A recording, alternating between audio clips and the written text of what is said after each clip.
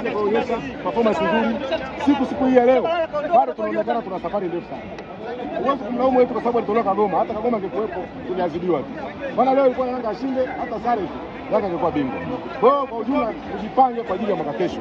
Mwaka kesho ndio siku yetu, ndio mwaka wetu ambao tunautegemea Simba Sports Club kwenda kuchukua ubingwa. Ila kwa mwaka huu yameisha. Tukaanze upya tena.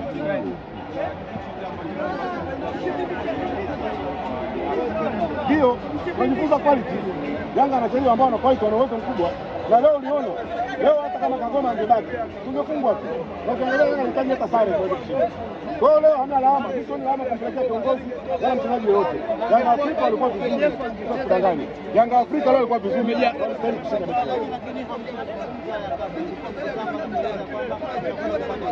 Lazima ucheze. Ukicheza ndio utajua watu wanakuja.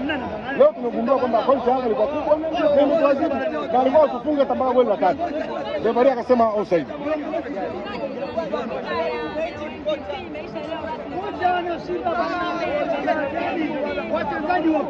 Hapana, au bado tabaki kwa MVP.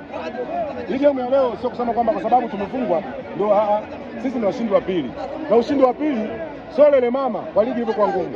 Kwa hiyo tujipange kwa ajili ya mwaka kesho kutafuta quality ya wachezaji wenye uwezo mkubwa. Haina kama kina Pacome. Pacome alikuwa anataka anavyotaka. Alikuwa anacheza kama anavyotaka yeye. Na kama relax anacheza kama anavyotaka yeye na kaonyesha kitu kikubwa. Sio yeye tu, hata Mzinze anastahili kwenda kucheza nje ya nchi. Kaonyesha mkubwa sana. Performance yake ni kawaida sana. Hajaonyesha kuisaidia Simba. Pengine ni kukosa. Hajaonyesha kuisaidia Simba. Simba leo ilicheza chini ya kiwango kabisa. Kama hawakuwa kwenye mazoezi. Mpaka unasema mbona wachezaji wajitumi? Wachezaji wote hawakuwa katika fomu. Sio fomu tu. Uwezo wa wachezaji wa Simba asilimia kubwa ni mdogo. Unastahili wachezaji wakubwa. Usajili unaweza kukompiti na Yanga Afrika. Tukubaliane, tukutane na Yanga. Yanga lazima ukutane na Yanga. Lazima ndio unapojipima kwamba uwezo wako unaweza ni gani. Leo hiyo sio sababu. Tuangalie ndani ya Tanzania naye anatusumbua. Hii inakuwa ni mara ya 5 Yanga anatufunga. Yanga ndio kipimo cha ni Yanga lazima ni kipimo kwa sababu ni mara ya 5. Alafu mbaya zaidi kachukua ubingwa na katufunga. Yaani kafanya vitu viwili. Wewe tusubiri mwaka kesho. Umejiandaa kupokea lawama ama maneno ambayo ataendelea makejeli? Mimi kwanza nasema viongozi wasilaumiwe. Hata wachezaji wasilaumiwe.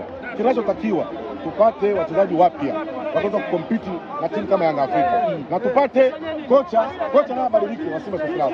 Asiwa mpira mingi anachezea nyuma.